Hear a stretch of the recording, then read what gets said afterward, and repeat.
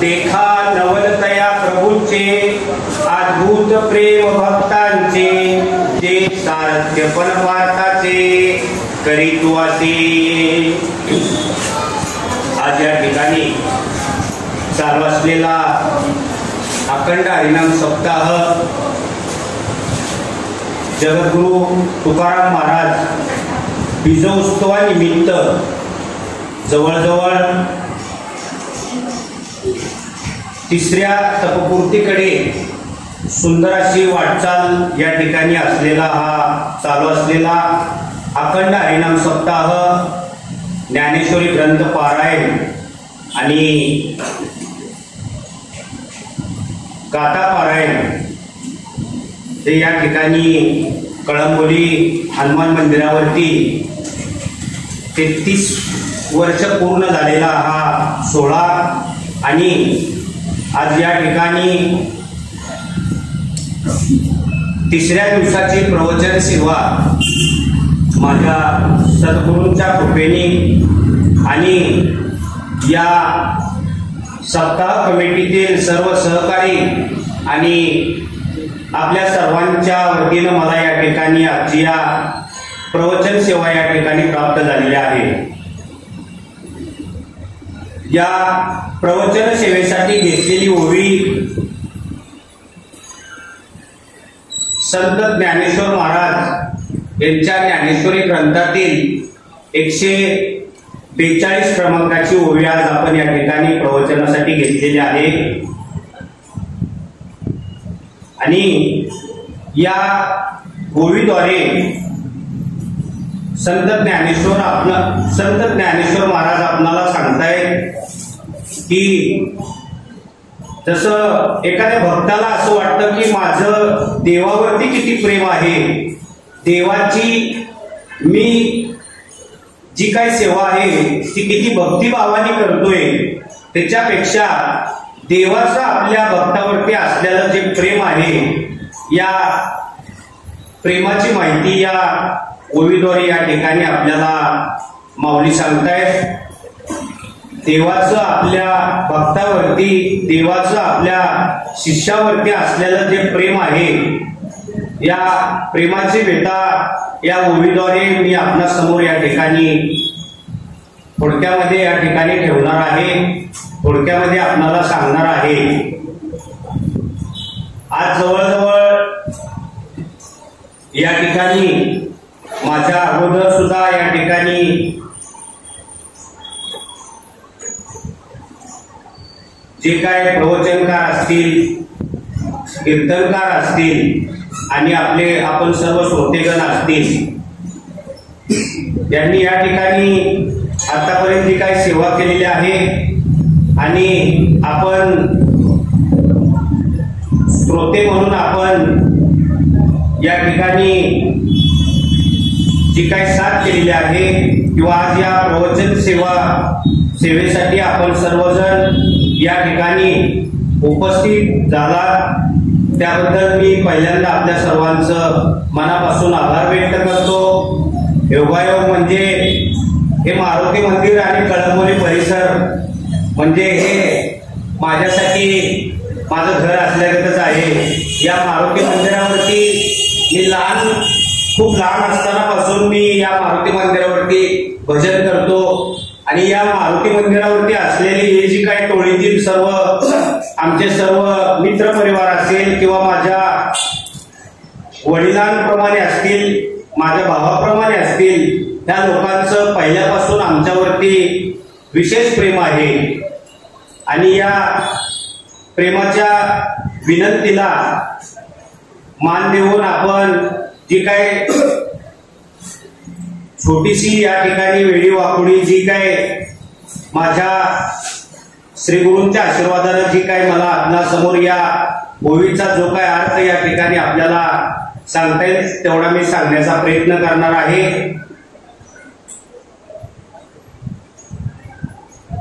या ज्ञानेश्वरी ग्रंथातील 142 नंबरची ओवी आज या ठिकाणी आपण प्रवचन रूपी सेवेसाठी घेतलेली आहे। आता आपण या ठिकाणी प्रवचनाला प्रारंभ करतोय आणि आपल्या ह्याच्यामध्ये किंवा संबंध कार्यामध्ये जी काय आपल्या सद्गुरूंनी असेल किंवा आपल्या संबंध संतांनी असेल, भगवंतांना असेल, जी काय आपल्याला घालून दिलेली या ठिकाणी जी काय परंपरा आहे की प्रथम श्री गणेशाला वंदन करून कुठल्याही कार्याची सुरुवात करावी म्हणजे ते कार्य निर्विघ्नपणे पार पडतं, असं आपल्या संतांची शिकवण आहे, आपल्या सद्गुरूंची शिकवण आहे। या ठिकाणी श्री गणेशाला या ठिकाणी नमन करून मी आपल्या या प्रवचन रूपी सेवेकडे या ठिकाणी वळतोय। गणाधीश ईश जो सर्व गुणांचा, मूळारंभ आरंभ तो निर्गुणाचा, नमो शारदा मूळ तत्वार वाचा, नमो पंचानंत या राघवाचा, ओम नमोचे अध्याय वेद प्रतिपाध्याय तेने सुसव्याध्याय आत्मरूपा। चला आपण या ठिकाणी प्रवचनाला प्रारंभ करतोय। आज या प्रवचन रूपी सेवेसाठी घेतलेली ओवी ज्ञानेश्वरी ग्रंथातील पहिल्या अध्यायातील 142 क्रमांकाची या ठिकाणी ओवी घेतलेली आहे। माऊली या ओवीद्वारे आपल्याला सांगतायत, देखा नवल दया प्रभूंचे अद्भुत प्रेम भक्तांचे, जे सारथ्यपण पार्थाचे करीत वासे। या ओळीमध्ये माऊली सांगतायत की जर भगवंताची जर आपण मनापासून जर सेवा केली, भगवंताची जर आपण आपल्या भक्तिभावाने जर सेवा केली तर देव सुद्धा आपल्याला आपल्यापेक्षा जास्त आपली सेवा करतो। नवे नवे या ओळीमध्ये माऊलीनं सांगितलं आहे, देखा नवल दया प्रभूंचे अद्भुत प्रेम भक्तांचे, जे सारथ्यपण पार्थाचे करीत वासे। जर देवाची जर भक्ती, देवाची जर सेवा आपण मनापासून केली तर देव आपली गाडी सुद्धा चालवाय कमी करत नाहीये किंवा नवे नवे अर्जुनाच्या रथाचं स्वारथ्यपण सुद्धा देवाने केलेलं आहे आणि स्वारथ्यपण करणं म्हणजे थोडक्यात ड्रायव्हिंगचं काम करणं, इतकं छोटं काम सुद्धा देव आपल्या भक्तासाठी करत असतोय। या ओळीमध्ये अद्भुत प्रेम भक्तांचे, देखा नवल दयांचे अद्भुत प्रेम भक्तांचे, या ठिकाणी प्रेमाचे 3 प्रकार सांगितलेले आहेत। एक सामान्य प्रेम, एक विशेष प्रेम आणि एक अतिविशेष प्रेम। आता सामान्य प्रेम कशाला म्हणायचं? सामान्य प्रेम याला म्हणायचं की दररोजच्या व्यवहारामध्ये किंवा दररोजच्या दिनकार्यामध्ये किंवा आपल्या आजूबाजूला असणारी जी काय आपली आजूबाजूची जी काही मंडळी आहे ह्यांच्यावरती आपलं जे असणारं प्रेम किंवा मी दररोज कामावरती जाताना मारुतीरायाचं दर्शन घ्यायचं, पुढे गेल्यानंतर आधी कोणाला तरी भेटायचं आणि पुन्हा माझ्या मी कामाला जायचं, हे सामान्य प्रेम झालं. विशेष प्रेम कशाला म्हटलेलं आहे बघा, देव सुद्धा आपल्या नातेवाईकावरती विशेष प्रेम करतो, करणारच ना. आपण आपल्या नातेवाईकावरती विशेष प्रेम करतो का नाही? आपण आपल्या मित्र, जो काही आपला मित्र परिवार असेल किंवा आपण सर्वजण असेल, यांच्यापेक्षा आपलं विशेष प्रेम आपल्या कुटुंबावरती असतंच का नाही? आपण दररोज प्रतिज्ञा म्हणतो, भारत माझा देश आहे, सारे भारतीय माझे बांधव आहेत. हे प्रार्थनेपुरतं मर्यादित आहे, पण विशेष प्रेम आपलं त्यांच्यावरती आहे का? विशेष प्रेम आपल्या कुटुंबावरतीच असेल. जसं श्रीकृष्णाचं त्याच्या असणाऱ्या 8 बायकांवरती विशेष प्रेम आहे, तसं हे जे आपलं विशेष प्रेम आहे, देवाने आपल्या नातेवाईकांवरती आपल्यापेक्षा जास्त प्रेम करणं, किंवा आपण आपल्या आजूबाजूच्या असणाऱ्या जे काय आपले नातेसंबंधात असतील किंवा आपले काय मित्र परिवार असेल, ह्यांच्यापेक्षा जास्तीत जास्त प्रेम आपण आपल्या घरच्यावरतीच करतो ना, हे झालं विशेष प्रेम. अतिविशेष प्रेम हा फक्त देवतेच्या भक्तावरती करू शकतो. जसं श्रीकृष्णाने आपल्या 8 बायकांवरती अतिविशेष प्रेम केलं की त्या बायकांना कधीही कुठल्याही गोष्टीची कमी भासू दिली नाहीये. याला म्हणायचं विशेष प्रेम. देखा नवल तया प्रभूचे, नवल वाटण्यासारखं घडलं. बघा, एखादी गोष्ट कसं, बाबा आम्ही एका ठिकाणी जेवायला गेलो होतो आणि जेवायला तिथं गेलो असताना तिथं एक 4थीतला मुलगा आला, आमच्या बरोबर आमच्या पंक्तीलाच आमच्या इथं जेवायला बसला. पण आम्ही सर्वजण जेवत असताना त्या मुलांनी 21 पोळ्या खाल्ल्या. 4थीतल्या मुलांनी 21 पोळ्या खाल्ल्या. हे नवल वाटायसारखंच आहे ना. या समोरच्या मैदानावरती प्रत्येक शनिवार रविवारी या ठिकाणी क्रिकेटचे सामना असतात.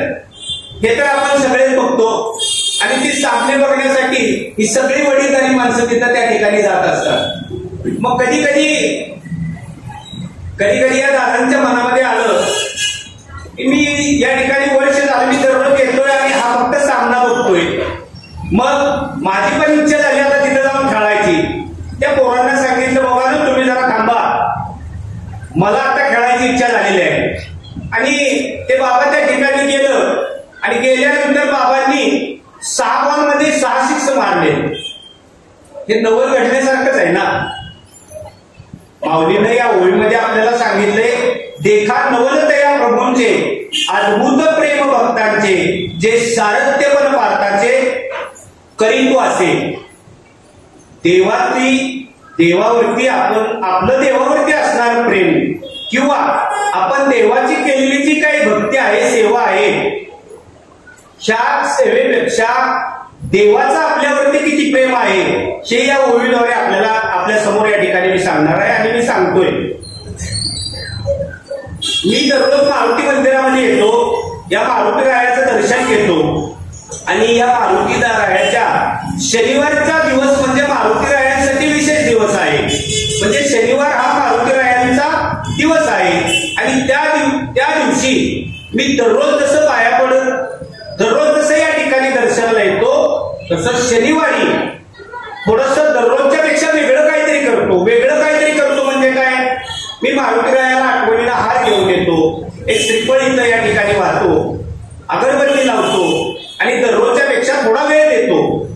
हे माझा नित्यनेम दररोज चालू आहे किंवा मी नित्यनेमाने प्रत्येक वेळी दररोज करतोय. मग बऱ्याच दिवसापासून करतोय, 20 वर्षापासून, आपण जवळजवळ 20 वर्षापासून मी येतोय, दर्शन घेतोय आणि निघून जातोय. मग आता मला पण असं कधी वाटायला लागलं ना, मी एवढं 20 वर्षापासून देवाची या ठिकाणी सेवा करतोय, मग देव नेमका आहे कुठं, मला दिसला पाहिजे का नाही, देव मला दिसला पाहिजे. मला तुम्ही सांगा, या कलीच्या युगामध्ये बऱ्याच वर्षानंतर एखादा मित्र भेटला किंवा बऱ्याच दिवसापासूनची आपली जी मैत्री असते, की दररोज दिसणारी मैत्री किंवा कधीतरी दिसणारा माझा मित्र तो जर दिसला आणि तोच मित्र जर अनेक काही दिवसाच्या आतमध्ये जर दिसला तर त्याची आपण तेवढी किंमत ठेवतो का किंवा त्याची आपण किंमत तेवढी राखतो का? या कलीच्या युगामध्ये देव जर दिसला असता आज मोठ्याची लहानाची किंवा थोरांची आपण किंमत करू शकत नाहीये, मग देवाची तर कशी करेल मला सांगा ना? देव जर तुम्हाला दिसला असता तर तुम्हीही त्याची किंमत केली नसती. तरी सुद्धा जर देवाची सेवा देवाच्या भक्तांनी त्याच्या भक्तिभावाने केली तर देव तुम्हाला दिसलाच पाहिजे किंवा देव तुम्हाला दिसणारच. या मारुती मंदिरामध्ये अखंडपणे गीता पारायण चालतं. या कळंबोली विभागामध्ये या मारुतीरायाच्या मंदिरामध्ये दररोज नित्यनेमाने हरिपाठ चालतो आणि या 33 वर्षापासून हे 34वं वर्ष आहे का 33वं वर्ष आहे अखंडपणे या ठिकाणी अखंड हरिनाम सप्ताह चालू आहे. प्रापंचिक जीवनामध्ये खूप काही अडचणी आहेत, कारण देवाने सुद्धा त्याला देवाचं प्रमाण आहे. तुकोबारायांचं या संसाररूपी जीवनासाठी प्रमाण आहे. प्रापंचिक जीवन असू दे किंवा संसाररूपी जीवन असू दे त्याला प्रमाण आहे भगवंताचं. संसार दुःखमुळं चहूकडे इंगळ विश्रांती नाही कोटे रात्रंदिवस तळमळ असा हा संसार आहे. मग मला तुम्ही सांगा आपण नेमकं सुख कुठं शोधतो आणि नेमकं सुख शोधलं पाहिजे कुठं? आज आपण आपल्या सर्वांची आज आपण या मंदिरामध्ये बसलेलो आहे. मारुतीरायाच्या या मंडपामध्ये आपण सगळेजण या ठिकाणी बसलेलो आहे. महाराजांचं या ठिकाणी प्रवचन चालू आहे. आपण त्यांची ती श्रवण भक्ती करतोय. मग आज आपली जी काही तळमळ आहे आपली जी काही धडपड आहे ही नेमकी मला सुख मिळावं यासाठी आहे का माझ्यामध्ये आता चालू असणारं दुःख आहे हे संपव ह्यासाठी आपली नेमकी तळमळ नेमकी आपली धडपड कशासाठी आहे? सुखासाठी आपल्या सर्वांची या ठिकाणी धडपड आहे किंवा सर्वांची जी काही तळमळ आहे भक्ती मार्गामध्ये जे काही मी भक्ती करतोय ती एकच तळमळ आहे मला सुख मिळावं. परंतु आपल्या प्रापंचिक जीवनामध्ये जे काय आपलं जे काही दुःख चालू आहे हे दुःख संपल्याशिवाय तर सुख मिळणार नाही ना. का दुःख न संपता सुख मिळत? मग आपली धडपड नेमकी कशासाठी पाहिजे की या संसाररूपी जीवनामध्ये या प्रापंचिक जीवनामध्ये आपलं जर दुःख संपलं तरच आपल्याला सुखाची प्राप्ती होणार आहे. या ठिकाणी दररोज जो हरिपाठ चालतो दररोज जो गीतापाठ चालतो या गीतापाठामधून जे काय आपण परंपरा जपतोय किंवा परंपरेने करतोय भगवंत तुम्हाला दिसणार नाहीये पण भगवंत किंवा पांडुरंग परमात्मा तुमच्यासाठी काहीतरी केल्याशिवाय गप्पही बसणार नाहीये. हे मी थोडक्यात सांगणार आहे तुम्हाला. स्वतः भगवंतानी श्रीकृष्णाने अर्जुनाच्या रथाचं सारथ्यपन्न केलं. ते कसं केलं या ओळीद्वारे आपल्याला माऊली सांगतायत. अर्जुनाची श्रीकृष्णा बाबतीत एवढी भक्ती होती की अर्जुन झोपी जरी गेला तरी अर्जुनांच्या रोमांचातून म्हणजे अर्जुनांच्या या सगळ्या छोट्या छोट्या केसातून सुद्धा झोपी गेला तरी श्रीकृष्णाचा नामजप चालू असायचा. जे इतका श्रीकृष्णाचा धावा पहिल्यापासून अर्जुनाला होता आणि अर्जुनाचा इतका नामजप होता आणि या नामस्मरणाला भगवंतांनी एवढी दखल घेतली होती अर्जुनाची की अर्जुन स्वतः श्रीकृष्णाने अर्जुनाच्या रथाचं सारथ्यपण केलं. तुम्हाला सांगतो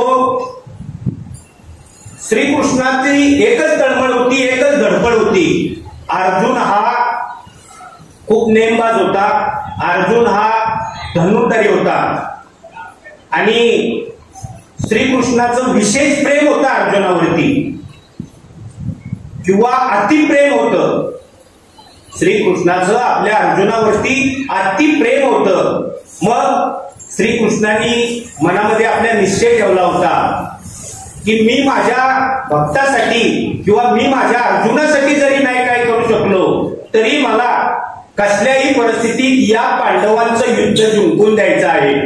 मग श्रीकृष्णाचा सगळ्यात प्रिय भक्त किंवा सगळ्यात प्रिय मित्र हा बळीराम दादा हा श्रीकृष्णाचा प्रिय मित्र होता. माणूस आपल्या संबंध आयुष्यामध्ये माणूस आपल्या सख्या भावाची एखादी गोष्ट ऐकणार नाहीये, पण आपल्या मित्राची गोष्ट कधी मोडणार नाहीये. इतकं प्रेम श्रीकृष्णाचं बळीराम दादावरती होतं. मग पण श्रीकृष्णाच्या मनामध्ये होतं की मला या पांडवांचं युद्ध मला जिंकून द्यायचं आहे. मग आता श्रीकृष्ण आणि अर्जुन महाभारतामध्ये त्या युद्धस्थळावरती निघाले होते की आता थोड्या दिवसामध्ये या ठिकाणी युद्ध चालू होणार आहे आणि युद्ध चालू होणार आहे. आता हे युद्ध आपल्याला त्यांना जिंकून द्यायचं आहे. मग आता काय करावं लागेल? मग त्या ठिकाणी युद्धस्थळाकडे जात असताना श्रीकृष्ण भगवान पांडुरंग हा जगाचा मालक आहे, जगाचा बाप आहे आणि आपल्या सर्वांचा परमात्मा आहे. मग आता देवाला पुढं काय घडणार आहे हे देवालाच माहित असणार आहे. तसं श्रीकृष्णांच्या जाता जाता मनामध्ये आलं की अरे बळीराम दादा आपल्या बरोबर आहे आणि बळीराम दादा आपल्या बरोबर असल्यामुळं माझ्या भक्तांचं जे काय माझ्यावरती प्रेम आहे हे बळीराम दादांनी जर बघितलं तर ते बळीराम दादाला बरोबर वाटणार नाहीये. मग मला या ठिकाणी काहीतरी आता शक्कल करावी लागेल किंवा मला या ठिकाणी काहीतरी आता विचार करावा लागेल असं श्रीकृष्णाने त्या ठिकाणी विचार केला.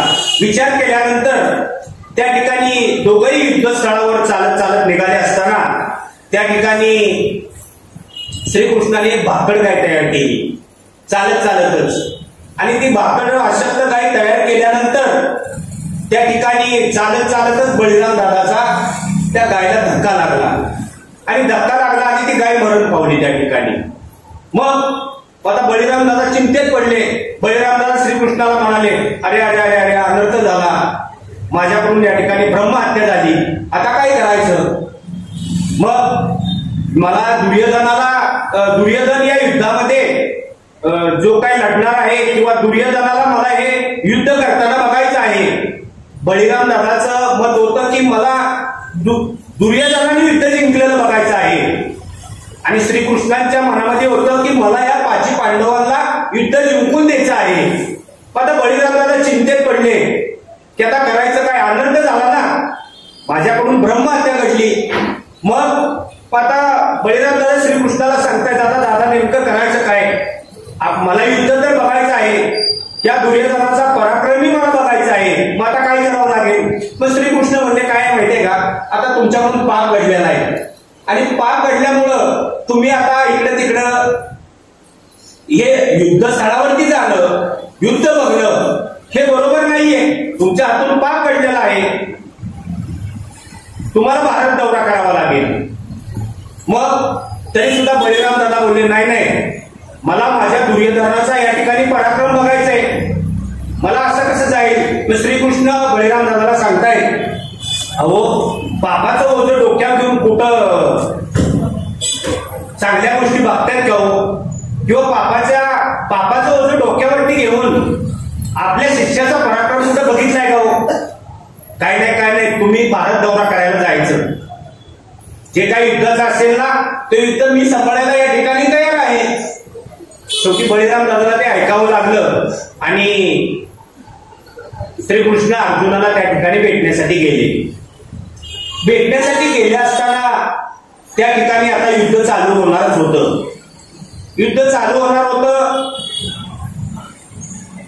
मग अर्जुनाला बऱ्यापैकी माहित होतं, कारण अर्जुन हा श्रीकृष्णाचा खूप मोठा भक्त होता. मग श्रीकृष्णाने युद्धस्थळ वगैरे सगळं बघितलं, पण ते युद्धही त्यांना 18 दिवसामध्ये संपवायचं होतं. कारण बळीराम दादा भारत दौऱ्यावर आतमध्ये या ठिकाणी यायच्या अगोदर त्यांना ते युद्ध त्या ठिकाणी संपवायचं होतं. मग श्रीकृष्णाने सांगितलं काय हरकत नाहीये, उद्या मी द्वारकेमध्ये जातोय, तुम्हाला माझी जी काय मदत लागणार आहे ती तुम्ही उद्या येऊन मला द्वारकेमध्ये भेटा. श्रीकृष्णाने सांगितलं, अर्जुनाला सांगितलं आणि श्रीकृष्ण त्या युद्धस्थळावरून द्वारकेला निघून गेले. द्वारकेला निघून गेले असता त्या ठिकाणी दुर्योधनाला असं झालं होतं की आता देवानी सांगितले आणि देवाने आम्हाला त्या ठिकाणी बोलवलेलं आहे, युद्ध 18 दिवसाच्या आतमध्ये उरकायचंय आणि युद्ध आपल्याला जिंकाय पाहिजे. आणि या श्रीकृष्णाने सांगितलंय म्हणजे आपल्याला पहिल्यांदा त्या ठिकाणी पोहोचावं लागलं. कारण मी जर जायच्या अगोदर अर्जुन जर पोहोचला आणि जर उगं त्यालाच काही देवाने दिलं तर मग काय करणार, मग दुर्योधनाला झोप सुद्धा लागणार. मग सकाळ सकाळी उजडायच्या अगोदरच देव त्या ठिकाणी आराम करत होते द्वारकेमध्ये. आणि द्वारकेमध्ये गेले असताना दुर्योधन चटकन जातो आणि त्या ठिकाणी गेले असताना देव त्या ठिकाणी झोपलेले होते. देव झोपलेले होते त्या ठिकाणी अर्जुनाच्या अगोदर दुर्योधन त्या ठिकाणी पोहोचले. पोहोचल्यानंतर दुर्योधन हा थोडासा हे होता, काय होता म्हणायचं, एखादा माणूस स्वतः हे असतो हा, तसा तो दुर्योधन होता.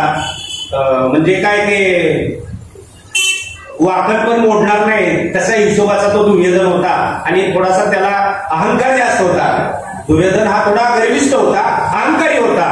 मग त्या ठिकाणी भगवंत द्वारकेमध्ये झोपले होते. दुर्योधन त्या ठिकाणी गेल्यानंतर दुर्योधन गेला, देव त्या ठिकाणी झोपलेले आहे.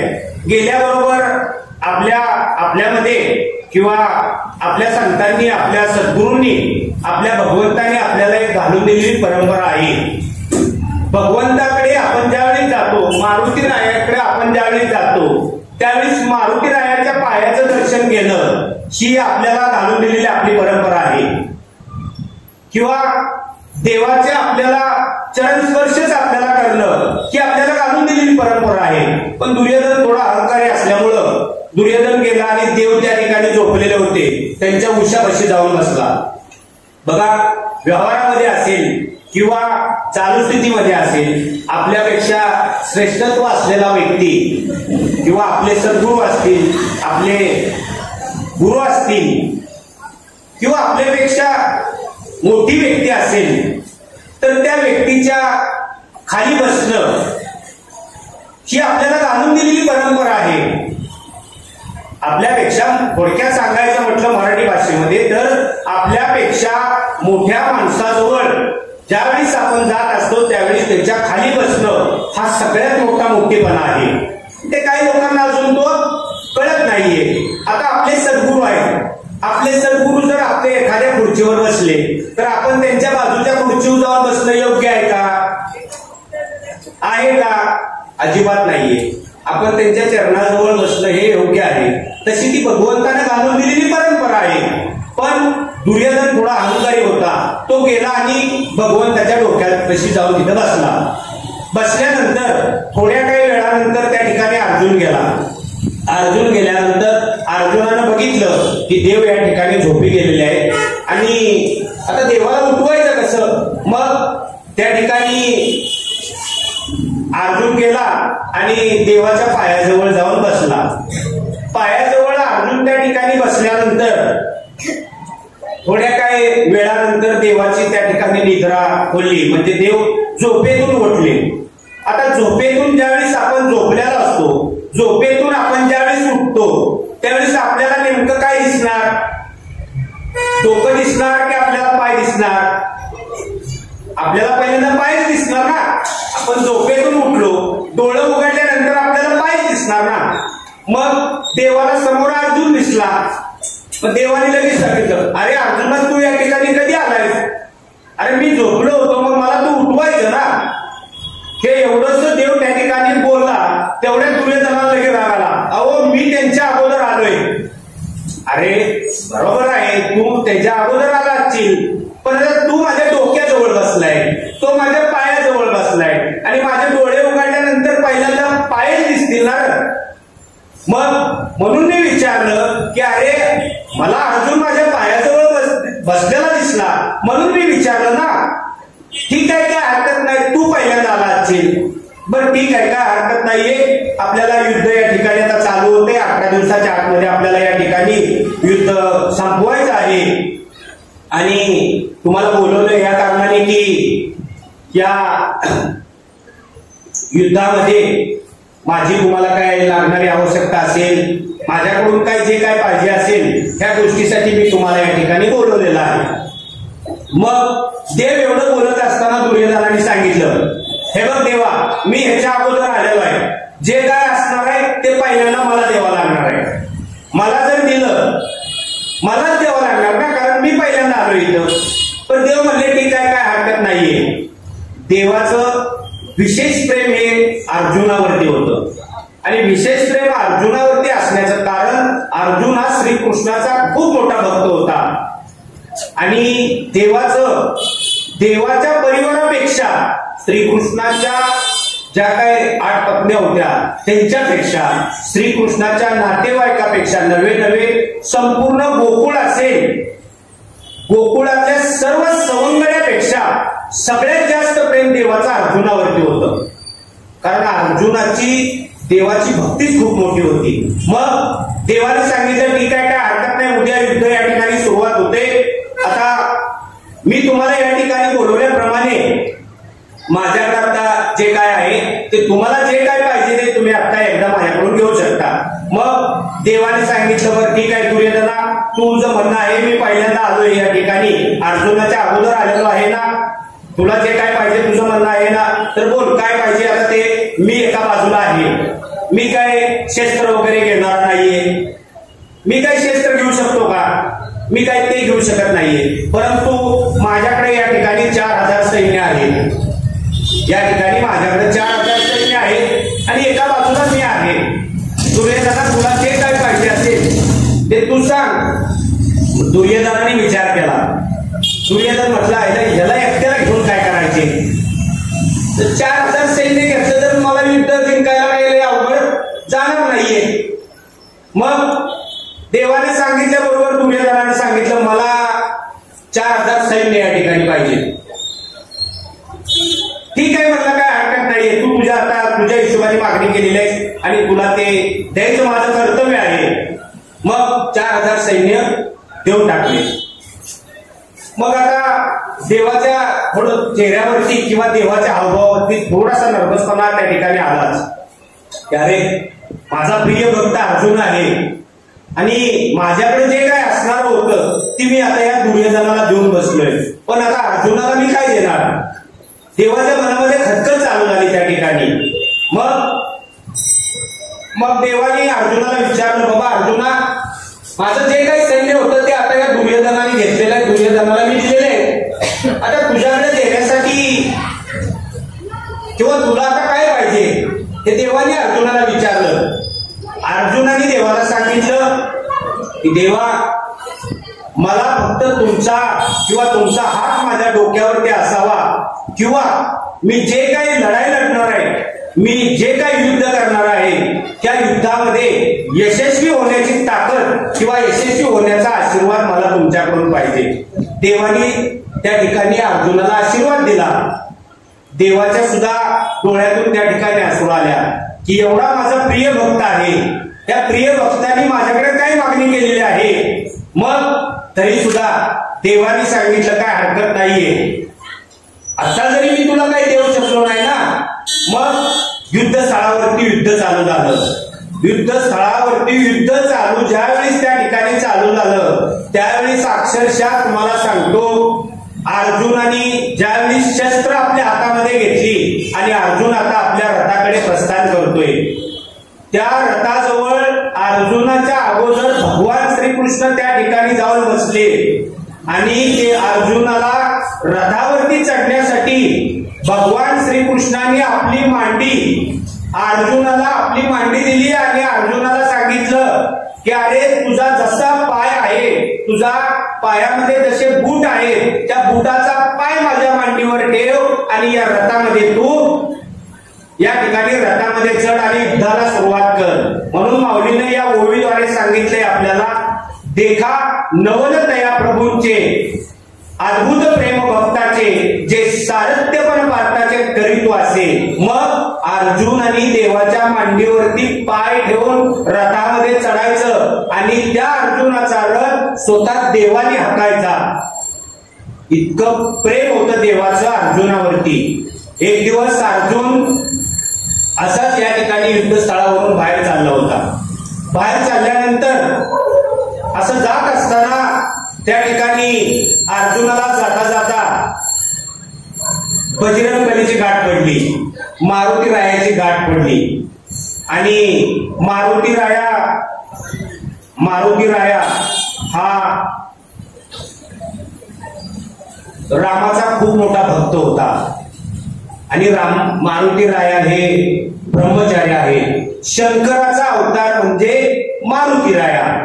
या ओळीमधून माऊलीने सांगितलंय बघा, या ओळीतून माऊली पण सांगतायत, ध्वजस्तंभावरी वानरू तो मूर्तिमंत शंकरू, ध्वजस्तंभावरी वानरू तो मूर्तिमंत शंकरू, सारथी शार्द धरू अर्जुनेशी. मग अर्जुनाला मारुती रायाची गाठ पडली आणि मारुती राया हा प्रभू रामचंद्राचा सगळ्यात श्रेष्ठ भक्त आणि प्रभू रामचंद्राचा सगळ्यात आवडता भक्त.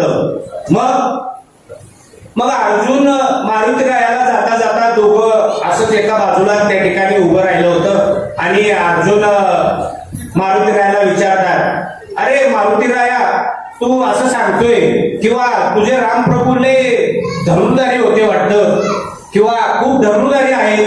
मग मारुती राय म्हटले, हो माझा राम भरपूर मोठा धनुर्धारी आहे. मग अर्जुन म्हटला, मग अरे एवढे मोठे धनुर्धारी आहे, मग आपल्याला या युद्धस्थळावरून किंवा या गावातून पलीकडे जाण्यासाठी आपल्याला आतापर्यंत रस्ता नाहीये. आपण कसं बसं इकडून तिकडून आपण या ठिकाणी येतोय जातोय. मग तुझा राम एवढा धनुर्धारी होता, मग तुझ्या रामाने एखादा बाणाचा पूल वगैरे तरी बांधवायचा होता. मग मारुती राया म्हणले, अरे मग तू एवढा मोठा धनुर्धारी आहे, मग तू काय केलं? मग अर्जुन म्हणला, तुला माहितीये का, मी माझ्या बाणाची शिडी बनवली होती आणि अर्जुनाने त्या बाणाची शिडी बनवली होती. राजाला वरती जाण्यासाठी अर्जुनाने बाणाची शिडी बनवली होती. मग ती हाय अशी शिडी राहिली होती. त्या शिडीवरनं भरपूर काही लोक येत जात होते, पण ती शिडी कधी वाकली सुद्धा नाहीये. मग मारुती राय म्हणले, ठीक आहे, तुला धनुर्धारी आहे ना, तू नुसता इथं पूल बनवून दाखव, तो पूल मी मोडून दाखवतो. मग अर्जुन मारुती रायाला म्हणले, ठीक आहे, मी या ठिकाणी पूल बनवतो माझ्या बाणाचा, तू या ठिकाणी मी बनवलेला पूल तू फक्त तोडून दाखवायचा. पण त्या दोघांमध्ये पैज लागते. म्हणले, मारुती राय म्हणले, मी जर पूल जर तोडला तर तू काय देणार? तर अर्जुन म्हणला, ठीक आहे, काय पाहिजे तुला माग आता. मग नाही मी काय मागणार वगैरे नाही, पहिले तुम्ही माझ्या संग लावताय, मी लावतोय ना तुमच्या संग. मग अर्जुन म्हणला, ठीक आहे, मी जर बांधलेला तू जर पूल तोडला ना तर मी तुझ्या समोर या ठिकाणी जीव देईन किंवा ह्याच्यामध्ये मी उडी टाकेन. पण तू जर पूल जर या ठिकाणी मी बनवलेल्या बाणाचा पूल जर नाही पाडला तर तुला माझ्या रथावरती झेंडा धरायचं काम करावं लागेल. कारण मारुती हा प्रभू रामचंद्राचा खूप मोठा भक्त होता आणि अर्जुन हा श्रीकृष्णाचा खूप मोठा भक्त होता. आणि मारुती राय हे ब्रह्मचारी होते. ब्रह्मचारी माणसाला मरण नाहीये, कारण ते खूप मोठे ब्रह्मचारी होते, खूप मोठे भक्त होते. दोघांची पैज लागली. अर्जुनाने काही क्षणामध्ये त्या ठिकाणी त्यांच्या बाणाचा पूल त्या ठिकाणी बनवला. पूल बनवल्यानंतर मारुती रायाने सांगितलं की मी या पुलावर उडी मारेन किंवा मी या पुलावरती जाऊन हा तुमचा पूल तोडणार. असं मारुतीरायांनी सांगितलं. अर्जुनाने त्यांनी सांगितल्याप्रमाणे त्या ठिकाणी पूल बनवला. पूल बनवल्यानंतर मारुतीरायानं जशी उडी मारली असा अर्जुनाचा पूलच मोडला. पूल मोडला का? आता पैज अर्जुनाने लावली होती. मग अर्जुनाने आपल्या तिथं लगेच 2 मिनिटांमध्ये सरण रचलं आणि त्या सरणाला त्यांनी सांगितलं होतं मी 3 वेळ मारणार, माझ्या भगवंताचं नामचिंतन करीन, 3 वेळ मारेन आणि 3ऱ्या वेळेला मी त्या सरणामध्ये उडी मारेन, अशी त्यांची पैज लागली होती. 2 वेळ पूर्ण झालं. 3ऱ्या वेळेला त्या ठिकाणी स्वतः भगवान परमात्मा प्रकट झाले आणि प्रकट झाल्यानंतर भगवंतांनी लगेच त्या ठिकाणी अर्जुनाला विचारलं, अरे बाबा हे काय आहे? हा काय प्रकार आहे नेमका मला कळायला पाहिजे. नाही भगवंता, मी मारुतीरायासंग या ठिकाणी मी पैज लावलेली होती आणि ती पैज आता मी हारलेलो आहे आणि जशी मी ती पैज हारलोय आणि मी बोलल्याप्रमाणे मला या गोष्टी करायला पाहिजे तेव्हा मी केल्या पाहिजे. अरे मग नेमकी पैज लावली काय? बरं, तुम्ही दोघांनी पैज लावलेली आहे, बरोबर आहे. बोलणं तुमच्या दोघांचं झालेलं आहे, दोघंही बोलणं दोघांनी एकामेकाचं ऐकले. अशी दोघांनी लावलेली पैज खरी आणि खोटी म्हणणार कोण? ती खरी खोटी या ठिकाणी करणार कोण नेमकं? दुसरा माणूस नको का? निराय माणूस ऐकायला असल्याशिवाय नेमका विजय कोणाचा आणि पराजय कोणाचा हे कसं काय कळणार? मग म्हटले एक काम करा, तुम्ही आता जी काही लावलेली पैज आहे ना, तुम्ही आता ही परत लावायची आणि तुमची पैज कोण हारणार आहे आणि कोण जिंकणार आहे हे मी सांगणार. ही भगवंताचं प्रेम आहे, अद्भुत प्रेम भक्तांचे. जसं माऊली या ओळीमध्ये सांगतायत, देखा नवलत या प्रभूंचे, अद्भुत प्रेम भक्तांचे. भगवंताचं देवावरती अतिविशेष असलेलं प्रेम. अर्जुन तर पैज हारलेला आहे, पण देवाच्या समोर किंवा देवाच्या ह्याच्यामध्ये असं होणं योग्य आहे का? म्हणून देवानं त्यांची पैज थांबवली आणि सांगितलं ठीक आहे, पुन्हा आता तुम्ही जशी लावलेली पैज आहे तशी पुन्हा आता ती प्रक्रिया या ठिकाणी तुम्ही करायची. दोघांनी पुन्हा आता ही प्रक्रिया करायची. मग पुन्हा ती प्रक्रिया केली. अर्जुनाने त्याच्या बाणाचा पुन्हा पूल बनवला आणि तो पूल आता पुन्हा मारुतीरायाने त्या ठिकाणी तोडायचा आहे. मारुतीराया हा प्रभू रामचंद्राचा खूप मोठा भक्त होता. जशी अर्जुनाची श्रीकृष्णाची भक्ती होती तशी मारुतीरायांची सुद्धा प्रभू रामचंद्राची खूप मोठी भक्ती होती. मग पुन्हा प्रक्रिया चालू झाली. मारुतीरायांनी पुन्हा त्या पुलावरती तशी उडी मारली. जशी उडी मारली, जसा तो पूल खाली जाणार तसा श्रीकृष्णाने खाली त्यांचं त्या ठिकाणी चक्र लावलं आणि तो पूल त्या ठिकाणी थांबवला. सांगण्याचं तात्पर्य एवढंच आहे की भगवंताचा आपल्या भक्तावरती असणारं प्रेम किती आहे. जगद्गुरूंना स्वतः भगवंत न्यायला आलं. तुकाराम महाराजांना वैकुंठाला नेण्यासाठी देवाला या ठिकाणी यावं लागलं. तुकोबारायांची किती भक्ती होती. त्या अभंगातून तुकोबाराय या ठिकाणी आपल्याला सांगताय, हेची दान देगा देवा तुझा विसर न व्हावा. तुकोबाराय भगवंताला काय सांगताय? हेची दान देगा देवा तुझा विसर न व्हावा. गुण गाईन आवडी हीच माझी सर्व जोडी. तुकोबाराय आपल्या भगवंताला सांगताय, देवा मला ह्याची दान पाहिजे, ह्याची दान देगा देवा तुझा विसर न व्हावा. हे मला तुमच्याकडून दान पाहिजे. तुकोबाराय आपल्या भगवंताला सांगताय, तुझा विसर न व्हावा हे दान मला तुमच्याकडून पाहिजे. भगवंत तुकोबारायला सांगताय आणि तुकोबारायला भगवंत देतायत, ह्याची दान देगा देवा तुझा विसर न व्हावा. गुण गाईन आवडी हीच माझी सर्व जोडी. नलगे मुक्ती धन संपदा. भगवंत तुकोबारायांना सांगताय, अहो तुकोबाराय तुम्ही नेमकं माझ्याकडे मागताय तरी काय? तुकोबाराय देवाला सांगताय, देवा मला हे दान द्या की तुमचा मला विसर न व्हावा. हे तुमच्याकडून मला दान पाहिजे. आणि देव स्वतः तुकोबारायाला सांगताय, अहो तुम्हाला मोक्ष देतो, मुक्ती देतो, नवे नवे ह्या जगाचा मालक बनवतो, जी पाहिजे तेवढी धनसंपदा देतो. पण तुम्ही हा अट्टास कशासाठी? हा अट्टास नेमका कशासाठी? परंतु तुकोबारायांची देवाकडे जी मागणी होती तुझा विसर न व्हावा, ह्या मागणीच्या मागे खूप काही दडलेलं होतं आणि ते दडलेलं जे गणित होतं ते तुकोबारायांना माहित होतं. तुकोबाराय भगवंताकडे मागणी मागताय, तुझा विसर न व्हावा. भगवंत तुकोबारायांना सांगतायत की जी पाहिजे एवढी धनसंपत्ती देतो, म्हणून तुकोबाराय सांगतायत ह्याची दान देगा देवा, तुझा विसर न व्हावा. न लगे धनसंपदा संत संग देई सदा, मला तुमचा विसर न व्हावा आणि मला तुमचा विसर न व्हावा. मला तुमच्याकडून पाहिजे फक्त ही असणारी संतांची संगत आणि तुमचा विसर न व्हावा. मग एवढ्यावरती तुकोबारायांनी किती हट्ट ठेवला होता आणि ह्या हट्टापायी स्वतः भगवंताला तुकोबारायांना न्यायला या ठिकाणी यावं लागलं. म्हणजे देवाचं आपल्या भक्तावरती असलेलं किती प्रेम आहे.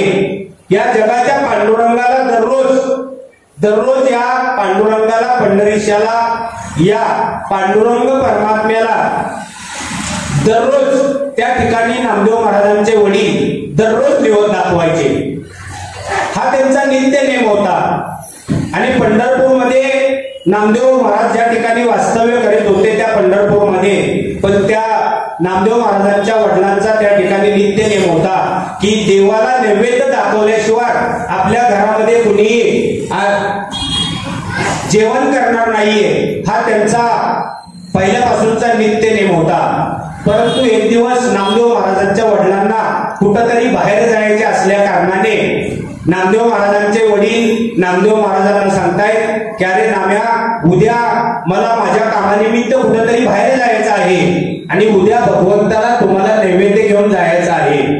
मग मला तुम्ही सांगा, आपण या मारुतीरायाला दररोज या ठिकाणी नैवेद्य दाखवायला येतो किंवा नैवेद्य या ठिकाणी दाखवायला येतो, नैवेद्य मारुतीरायाला दाखवायला येतो की मारुतीरायांनी खावा किंवा मारुतीरायांना चारायला येतो.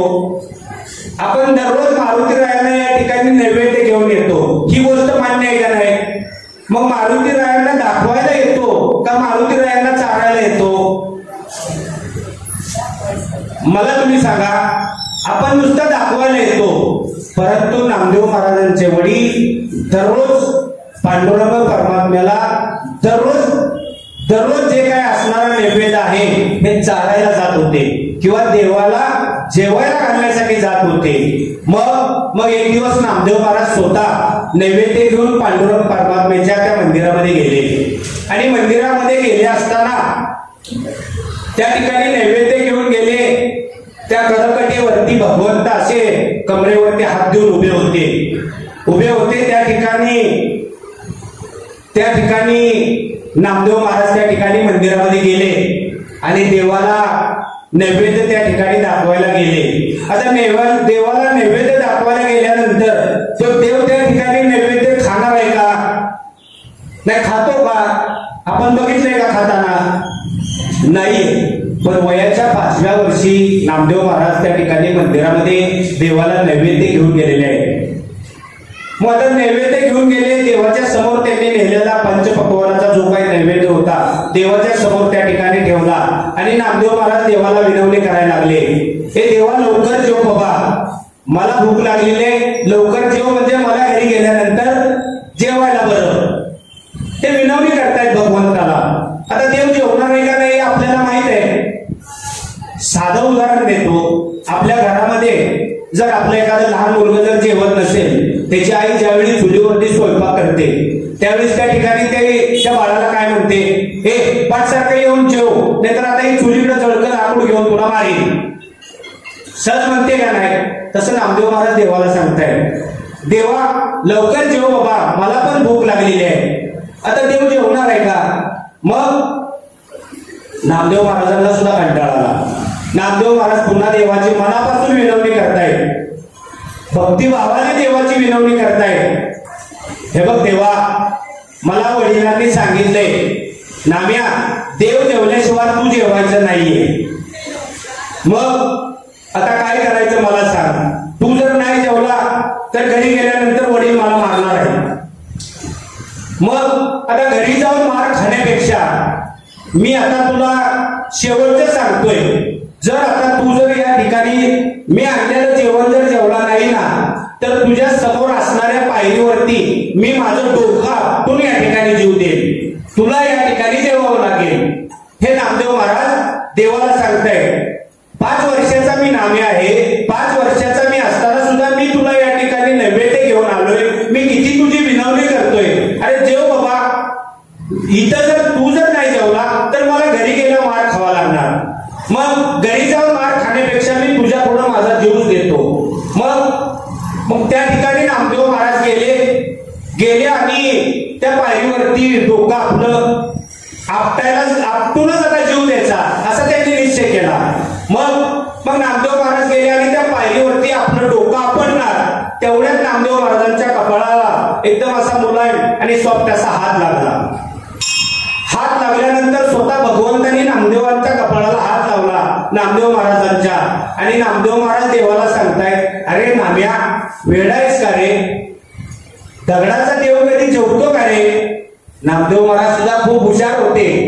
नामदेव महाराज देवाला सांगताय, अरे देवा दगडाचा देव कधी बोलतो का रे, मग आता तू माझ्या संग बोललेला आहेस, आता तुला जेवायला लागेल, आता तुला मी आणलेलं ताट या ठिकाणी चाटून पुसून खावं लागेल. मग अक्षरशः बघा आपल्या ओळीमध्ये माऊली सांगताय, देखा नवल तया प्रभूंचे, भगवंताचं किंवा भगवंतावरती किंवा आपल्यामध्ये असलेलं नवल, देखा नवल तया प्रभूंचे, अद्भुत प्रेम भक्तांचे. हे किती अद्भुत आहे, अद्भुत आहे, अगणित आहे. मार्केटमध्ये जाऊन माझ्या बायकोला साडी आणणं किंवा मार्केटमध्ये जाऊन मी माझ्या बायकोला पैठणी आणणं आणि पैठणला जाऊन माझ्या बायकोला पैठणी आणणं अद्भुत असल्यासारखं आहे का नाही.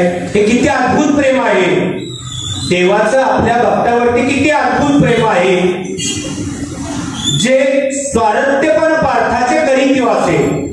मग देवाला नामदेव महाराजांनी आणलेला नैवेद्य त्या ठिकाणी चाटून पुसून त्या ठिकाणी खावा लागला. देव जेवले, पोट भरून देव जेवले, आणि मग ते ताट चाटून पुसून खाल्लेलं नामदेव महाराज घरी घेऊन आलं. घरी घेऊन आलं का, जाताना असं धरलेलं ताट होतं, येताना असं धरलेलं ताट होतं. ते ताट गोनाई मातेनं बघितलं.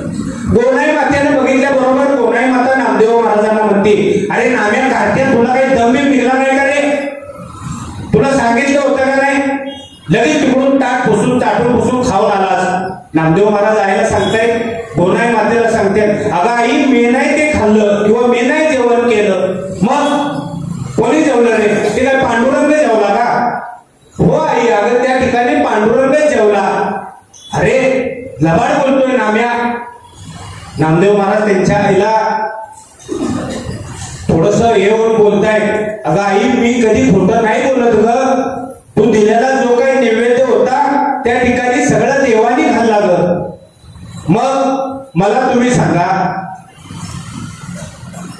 ज्यावेळेस आपल्या घरामध्ये आपलं लहान बाळ असतं, आपल्या मुलाला आपल्याला खोटं बोलून असं शिकवावं लागतं का हो. त्या मुलाला ज्यावेळेस कळतं त्यावेळेस आपण लगेच सांगतो, हे बघ हा मोबाईल आहे, हा मोबाईल तुला देतोय, पण हा मोबाईल आपला आहे, ही आहे ना, हे जे दिसतंय ना तुला, हे सगळं आपलं आहे. आपल्या मुलाला खोटं बोलायला सांगावं लागतं का, मला सांगा. ज्यावेळेस ते कळतेपणात येतं त्यावेळेस आपणच त्याला सांगतो ना, हे सगळं आपलं आहे, हे माझं आहे. मग काय होतं, कधी शेतामध्ये आपण गेल्यानंतर मग आपण सांगतो, येणारे नातेवाईक असतील किंवा येणारा आपला मित्र परिवार असेल, हे बघा हे सगळं जे काय तुम्हाला दिसतंय ना, हे सगळं आपलं आहे. हे पलीकडे जे काय दिसतंय ना, डोंगरापर्यंत मोठ्या झाडापर्यंत, हे सगळं आपलं आहे. त्या धरणी मातेला सुद्धा प्रश्न पडतो, अरे ह्याचा पंजापासून ज्याचा पंजा येत होता, ह्याचा आजा पण येत होता, ह्याचा वडील पण येत होता, त्यावेळेस हे पण असेच सांगत होते, हे दिसतंय हे आपलं आहे, हे दिसतंय हे आपलं आहे. म्हणजे आपण आपल्या मुलाला खोटं बोलायला शिकवावं लागतं का बघा. तसं नामदेव महाराज आईला कनवळून सांगतायत, अगं नाही का आई, तो देवानी निवेद्य खाल्ला ग. मग गोनाई माता त्या ठिकाणी सांगते, पांडुरंगाने त्या ठिकाणी निवेद खाल्ला. हो अगं आई, पांडुरंगाने खाल्ला. नामदेव महाराज म्हणतायत, अगं आई, मी ग माझ्या डोळ्यांनी पाहिला ग, देव जेवला ग, देव जेवला. नामदेव महाराज आईला सांगतायत, त्यांनी ओरपली खीर, तोंडी लाविली कोशिंबीर, भुरका साराचा मारिला, भुरका आमटीचा मारिला, आई देव जेवला. देवाचं इतकं प्रेम होतं नामदेव महाराजावरती, देव स्वतः आपल्या भक्तांना सांगत होते, या नाम्यानी मला कधी बोलवलं तर या नाम्याबरोबर येणार, या नाम्याबरोबर मी स्वतः खेळणार, नव्हे नव्हे या नाम्याच्या कीर्तनामध्ये मी नाचणार. प्रमाण आहे त्याला, नामदेव कीर्तन करी, पुढे देव नाचे पांडुरंग. मग किती प्रेम होतं देवाचं. मग एक दिवस माऊली पंढरपूर मध्ये जातात, ज्ञानेश्वर माऊली पंढरपूर मध्ये जातायत आणि नामदेव महाराजांना सांगतायत, अरे नाम्या, या पंढरपुरामध्ये थांबून आता चालायचं नाही रे, आपल्याला या ठिकाणी बाहेर पडलं पाहिजे. नामदेव महाराजांसाठी पंढरपूर आणि पंढरपूर मधला परमात्मा हा नामदेव महाराजांसाठी महाराजांचं सगळं सर्वस्व होतं. नामदेव महाराजांचा परमात्मा म्हणजे नामदेव महाराजांचं पंढरपूर होतं. आणि या पंढरपूर मध्ये नाम्या आता आपलं वागणार नाहीये, इथून आपल्याला बाहेर पडावं लागलं. माऊली नामदेव महाराजांना सांगताय, अरे शिंपयाच्या मुळी जन्माला आला म्हणून काय झालं, संबंध जग आपल्या भक्तीच्या धाग्याने, भक्तीच्या प्रेमाने आणि या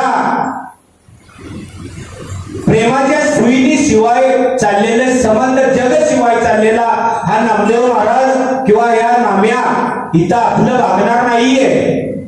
या नामदेव महाराजांच्या पुन्हा जवळजवळ पंजाब प्रांतापर्यंत नव्हे तर जगभरामध्ये आपल्याला आज या नामदेव महाराजांच्या पुन्हा सापडतील. अहो, ज्ञानेश्वर महाराजांना वारी करावी लागली, जगद्गुरूंना वारी करावी लागली, एकनाथांना वारी करावी लागली, परंतु माझ्या नामदेव महाराजांच्या पुन्हा संबंध जगामध्ये आजही आहेत. इतकं देवाचं नामदेवावरती प्रेम होतं. म्हणून या ओळीमध्ये माऊली सांगताय, अद्भुत प्रेम भक्ताचे, जे स्वार्थाचे करीत असे.